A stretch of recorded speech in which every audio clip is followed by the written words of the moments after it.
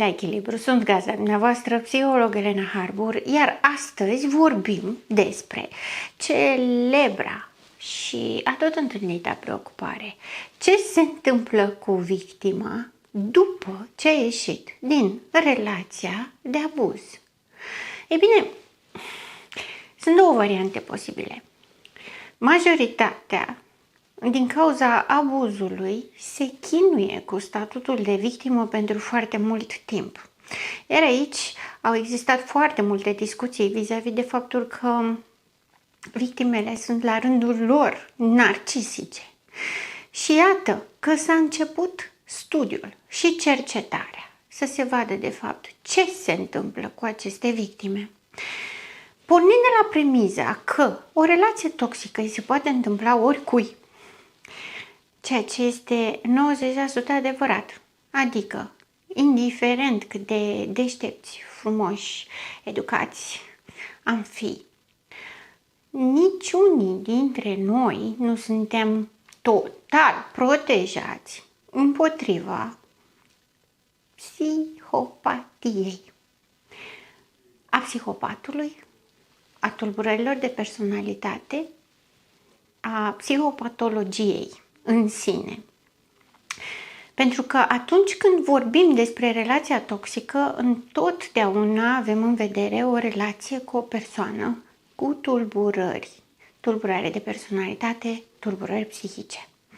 Ne referim în mod special la tulburările de personalitate, pentru că, spre deosebire de o tulburare psihică, identificată clinic mult mai ușor, unde lucrurile sunt foarte evidente, manipularea este extrem de dură și de vizibilă și victima își poate da seama mult mai ușor pentru că se încalcă limitele foarte repede.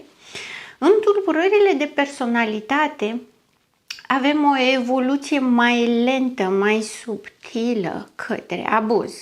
Ca atare, victima greu poate să-și dea seama că este în manipulare, în love bombing, celebra îndrăgostire pe care și-o dorește toată lumea și ajunge încet, încet către o relație toxică.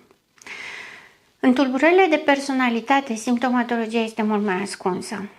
Vedem dificultăți de adaptare, vedem un caracter mai dificil, dar există vorba aceea din popor, hai lasă că se dă cu timpul, lasă că vă împăcați voi, vă dați unul după celălalt.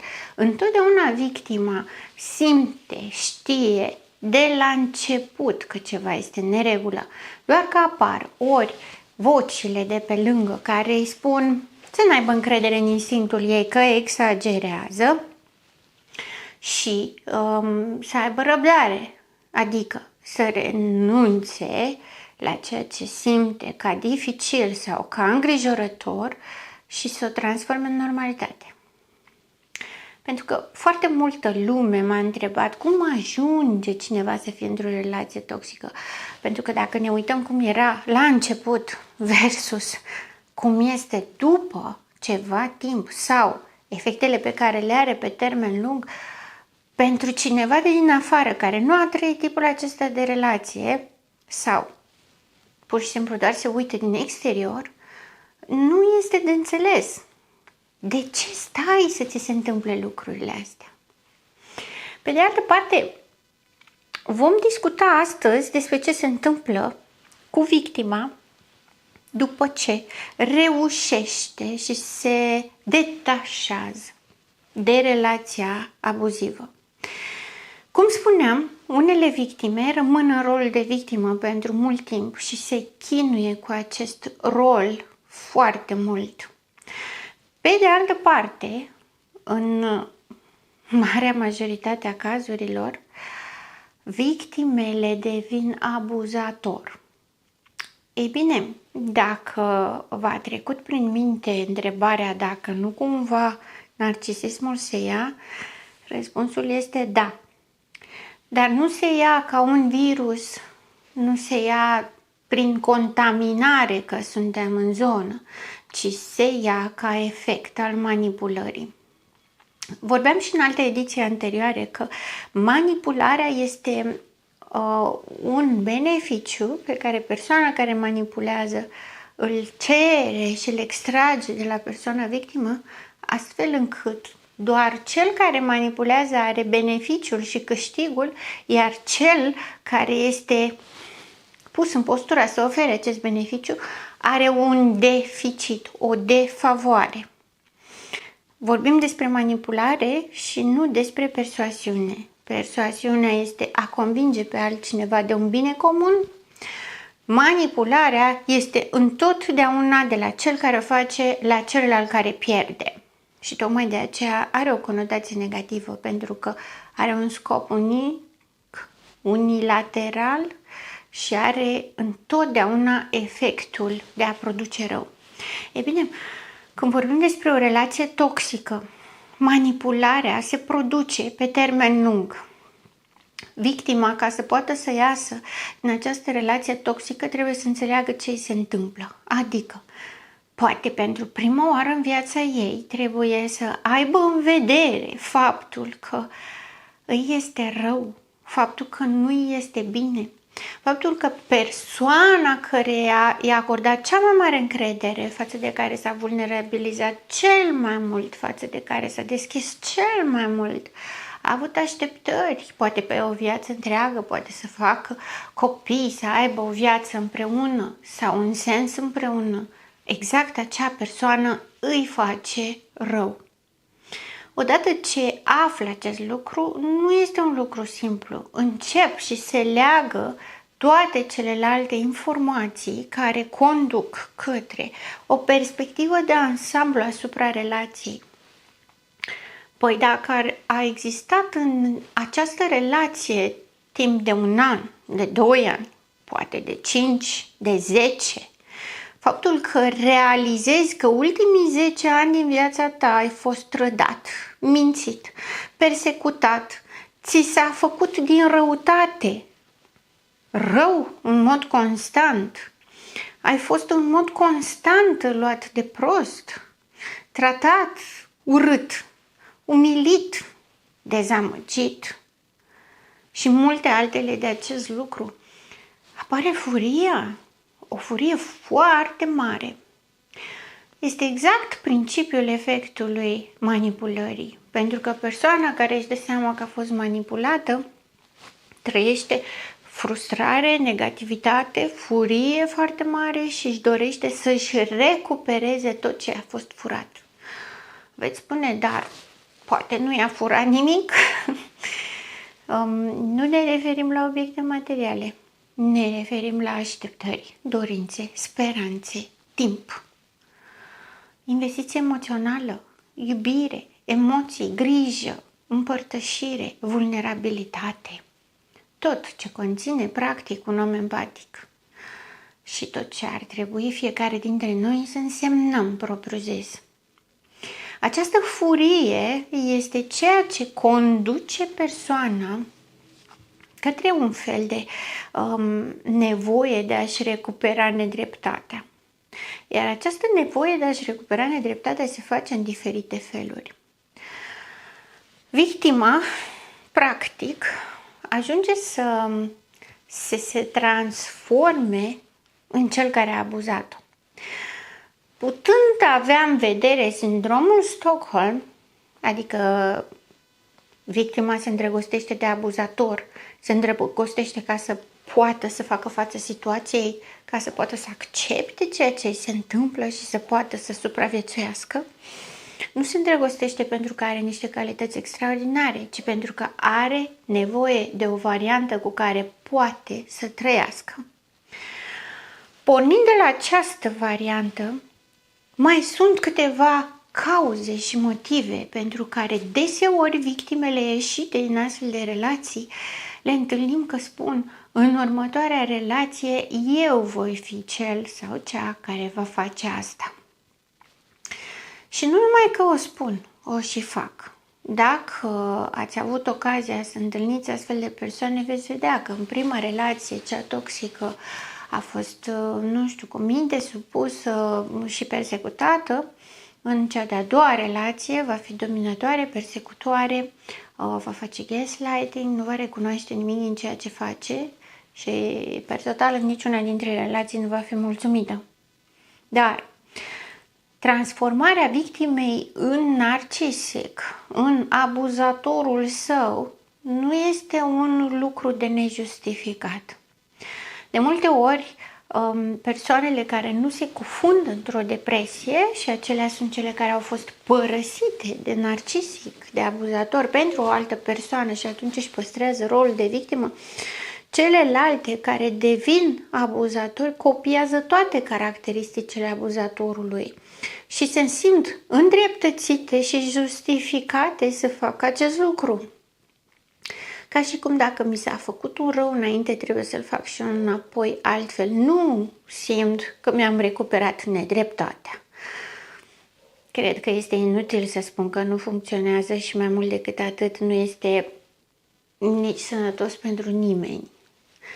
Dovadă este și faptul că nu sunt mulțumite cu acest lucru, pentru că n-ai cum să fii mulțumit făcându-i rău unui alt om dacă ai o personalitate armonios dezvoltată. Ceea ce este absolut necesar să înțelegem este că durerea pierderii sinelui este atât de puternică încât trebuie să facă ceva să-și recupereze sinele. Pentru că plecarea în sine presupune o pierdere, presupune pierderea unei iluzii, a unei speranțe, a unei imagini ideatice și a unui viitor ideal. Toate persoanele care au intrat într-o astfel de relație au trăit pe pielea lor idealizarea. Au fost văzute așa cum nimeni nu le-a văzut niciodată, au fost văzute sau s-au simțit ca fiind unice și perfecte. Ori să renunți de bunăvoie la acest lucru nu este ușor. Mai mult decât atât, odată ce renunți la acest lucru pentru că te ancorezi în realitate, este imposibil să nu doară sau să nu existe frustrări. Și ca atare, toate lucrurile acestea scot din victimă o nevoie de răzbunare, o nevoie de a se lua înapoi cum era. Acum, sunt mai multe cauze pentru care o victimă poate deveni abuzator în urma abuzului. Fie este ca un mecanism de apărare, pentru că a avut un părinte narcisic și când a avut un părinte narcisic, clar a existat neglijență emoțională, a existat persecuția emoțională, că doar absența emoției nu este suficient, este și șantajul și acuzarea că ai emoții înseamnă că ești defect, ești slab, ești vulnerabil și toate lucrurile acestea spuse cu repulsie, cu scârbă. Fie a avut un partener narcisic, partener de relație, partener de orice fel, că poate să fie un partener romantic, un soț, soție sau o persoană extrem de apropiată, cum sunt prieteniile acelea îndiade, de sunt câte doi. Și acolo a avut parte de foarte multă frustrare prin abuz și a simțit nevoia să se răzbune ca urmare a spălării creierului, da? Nu ești bună de nimic. Și ea va spune același lucru celuilalt. Nu ești în stare să faci aia și ea va spune același lucru celuilalt. După cum vedeți, pur teoretic, mă refer la victimă ca ea, pentru că substantivul este feminin, și la abuzator ca el, pentru că substantivul este masculin, doar că nu mă refer ad literam doar la bărbați ca abuzatori sau la femei ca victime, pentru că voi face și o ediție în care să pun sau să clarific și perspectiva inversă, ce caracteristici are abuzatorul feminin și respectiv femeia abuzatoare versus bărbatul victimă. Dar momentan să ne întoarcem din punct de vedere teoretic numit victimă femeia, ea, la motivele care pot conduce ca ea să devină abuzator.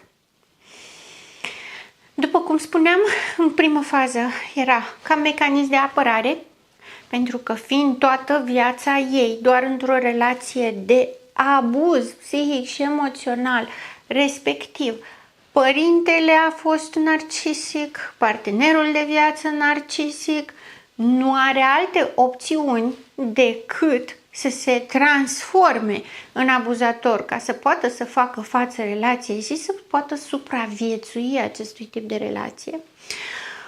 Apoi avem o anumită vulnerabilitate personală și anume avem caracteristica narcisicului latent, adică spuneam la început că o relație toxică îi se poate întâmpla aproape oricui, în 90% din cazuri oricui, pentru că nu contează nivelul de educație, statutul, nivelul financiar și așa mai departe, ci într-o relație, ca să devină toxică sau să putem accepta o relație toxică, presupune ca noi să avem o vulnerabilitate. Acum, suntem oameni, toți avem vulnerabilități, nu este niciunul dintre noi care să nu aibă nicio vulnerabilitate. Pe de altă parte, psihopatia, narcisismul, psihopatul, ei miros aceste vulnerabilități chiar dacă ele nu sunt vulnerabilități. Adică faptul că avem emoții poate să fie un trigger suficient pentru un psihopat să transforme o persoană normală în victimă.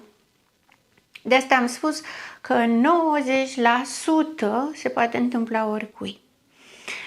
Cealaltă parte de cei 10% care presupun persoanele care intră în relații toxice și culmea, deși suferă, nu vor să renunțe. Culmea și mai puțin culmea, pentru că voi explica într-o ediție viitoare de ce nu vrea o persoană, o victimă, să plece din relația abuzivă. Dar acum voi vorbi despre faptul că aceste persoane pe care le-am nominalizat mai devreme sunt cele care au o vulnerabilitate psihoemoțională deja existentă. Ne referim la un teren vulnerabil. Dincolo de naturalețea și normalitatea emoțiilor și a sentimentelor pe care le avem cu toții. Aproximativ. Vorbim despre vulnerabilitate legată de un narcisic latent, în sensul în care există narcisicul activ, pasiv, care se manifestă, se vede, este voluminos, este foarte deschis în a-și împărtăși ideile de grandoare vis-a-vis de locul și statutul lui în lume și printre ceilalți oameni. Există narcisicul pasiv, care nu este atât de vorbăreț și de explicit. Și mai există narcisicul latent. Narcisicul latent este cel care încă nu știe că este narcisic. Se întâmplă foarte des ca printre persoanele cu minți supuse, submisive, pe care și le doresc toți bărbații ca neveste ideale, să asculte de ei că ei sunt puternici și dominatori. Printre aceste femei supuse și submisive să fie exact narcisicii latenți. Atât timp cât acceptă dominarea, acceptă relația toxică, atâta timp cât femeia supusă caută un bărbat volubil, un bărbat extraordinar, un bărbat deosebit, un bărbat care să iasă în față și să ia ochii tuturor. Asta înseamnă că are o dorință ascunsă către grandiozitate. Acesta este narcisicul latent. Un narcisicul latent caută un narcisic activ ca să poată să dobândească concretizarea acestei iluzii a grandiozității. O altă vulnerabilitate psihoemoțională sunt trăsăturile antisociale. Adică sunt acele persoane inhibate, timide, care se asociază narcisicilor care sunt grandioși și extraordinari să se răzbune pe ceilalți prin aceștia. Sau la umbra lor să poată să facă tot felul de lucruri, pentru că narcisicul acoperă toată lumina, iar ei din umbră, din spate, pot să facă acte antisociale, fără nicio problemă. Și aici avem, evident, psihopatia. Apoi avem persoanele care au într-adevăr o stimă de sine scăzută. Cele care consideră că nu merită nimic, nu merită să fie iubite, nu sunt capabile să fie în față, nu sunt capabile să fie extraordinare, nici nu îndrăznesc să se gândească vreodată despre ele ca putând fi bune în orice fel, nici măcar extraordinare. Ca atare, în momentul în care un narcisic le acordă atenție, sunt atât de copleșite de faptul că cineva ca el le-a acordat lor atenție. Este extraordinar, ca în poveștile de dragoste în care cenușăreasa îl face pe prinț să se îndrăgostească iremediabil de ea doar de la prima privire. Acestea sunt persoanele care cred în basme, doar că acele basme sunt exact manifestarea trăirii dintr-o poveste frumoasă de dragoste cu care noi ne-am obișnuit să creștem. Este exact povestea relației toxice care în realitate devine coșmar. O altă vulnerabilitate este codependența, adică astfel de persoane au fost obișnuite în viața lor să fie tratate așa. Și ca atare își aleg parteneri de genul acesta, fără să-și dea seama, la modul inconștient, doar ca să fie tratate așa, pentru că asta este singurul lucru familiar pentru ele. Ca atare, această absență a unui eu structurat, a unei identități structurate, cine sunt, ce am nevoie, ce-mi doresc, care sunt limitele mele, ce accept, ce nu accept, care sunt principiile și valorile mele de viață reale care mă construiesc pe mine, pentru că mi-aduc aminte că am mai precizat acest lucru, dar nu voi rata să-l precizez din nou. Narcisicii și psihopații sunt atrași magnetic de femeile care au principii și valori sănătoase de viață. Viceversa, narcisicele femei sunt atrase iremediabil de bărbații cu minți, cu principii și valori sănătoase de viață, pentru că trebuie să polarizeze. Dacă narcisicii sunt haos, le trebuie cineva bine ancorat în realitate, care să suporte consecințele faptelor lor de instabilitate și nesăbuință. Ei trebuie să prezinte stabilitate, să repare, să ducă mai departe o coerență și o stabilitate ca să poată să afișeze în lume celebra imagine despre care vorbeam, imagine grandioasă a narcisicului, să afișeze această perfecțiune a relației, a unei relații ideale, a unei iubiri ideale, transcendentale, aș putea să spun, pentru că aceasta este iarăși o bază a manipulării cu care ei inserează acest love bombing. Și cum spuneam, ca să clarific aici, această lipsă de structură a eului victimei, în care nu știe ce vrea, nu știe care sunt limitele, face posibilă deschiderea către psihopatie, psihopatologie. Adică face ca relațiile cu care acceptă și, sau mai bine spus, intră în contact și dezvoltă mai departe, să fie toxice. Pentru că o persoană care nu știe cine este, nu știe ce își dorește, nu poate să ceară decât sau să accepte decât pe cineva care știe de dinainte pentru toți ceilalți ce trebuie să facă. Și se creează o conexiune între aceștia doi pentru că cel care știe pentru celălalt ce mai bine, respectiv narcisicul, are nevoie de cineva care nu știe cine este, care să accepte să-i se spună cine este. Iar persoana care este destructurată ca identitate așteaptă în permanență, plecând din familie și mergând mai departe prin educație, așteaptă în permanență să-i spună altcineva cine este.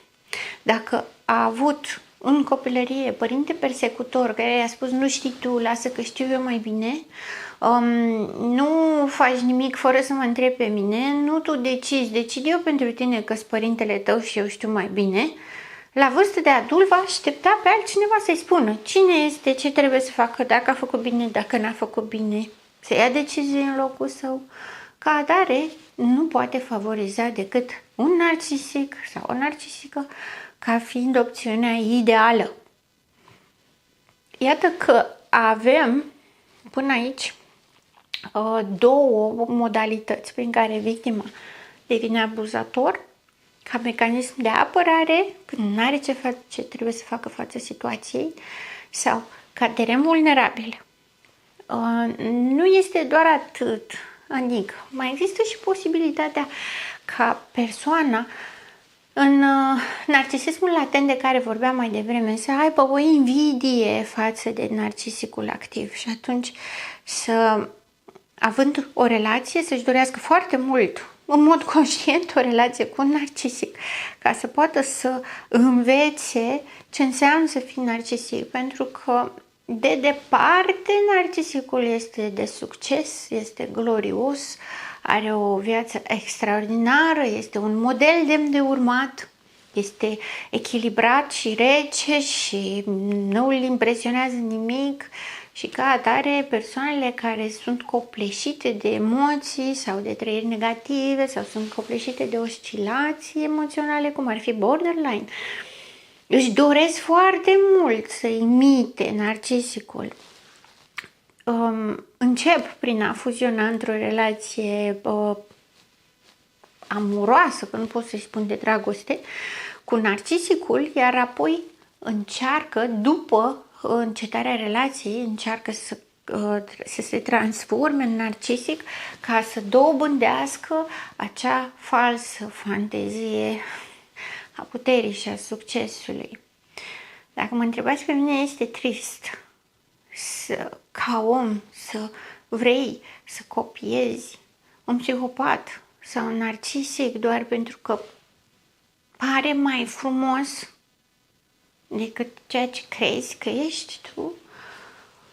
Este trist și dramatic. Pentru că dacă până atunci nu s-a creat un eu structurat care să ofere șansa unei vieți calitative și a unui succes real personalizat, de aici încolo nici nu mai avem prea mari șanse. Mai avem pe lângă aceasta scopul. Pentru că victimele mai au obiceiul de a vrea să se răzbune pe narcisic. O spun așa, pentru că nu este o idee bună.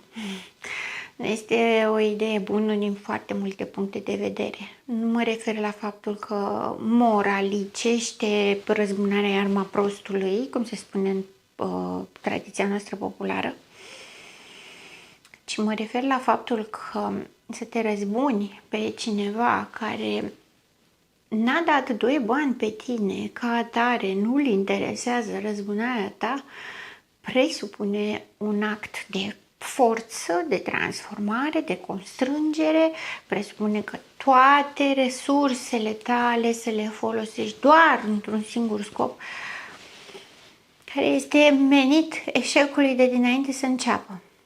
Acum, pentru că știm foarte bine că oamenii mânați de furie nu prea sunt dispuși să audă și alte variante sau alte posibilități de rezolvare a problemelor lor, cu siguranță se va întâmpla.